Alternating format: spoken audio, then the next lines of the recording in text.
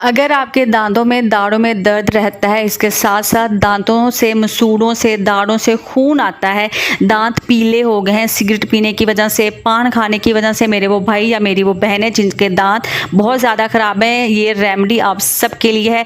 इसके 7 दिन के इस्तेमाल से, 7 दिन ब्रश करने से आपके दांत मोतियों की तरह चमकेंगे और इसके साथ साथ दांतों के सारे मसाइल हल हो जाएंगे।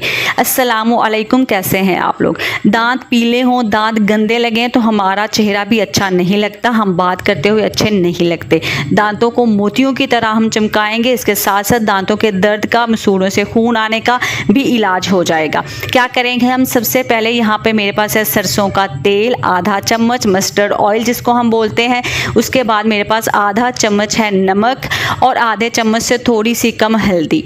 इन तीनों चीज़ों को आप अच्छी तरह से मिक्स करें। दिन में 2 दफ़ा आप इससे ब्रश करेंगे। अगर 2 दफ़ा नहीं करना तो रात को सोने से पहले लाजमी आप इससे ब्रश करें।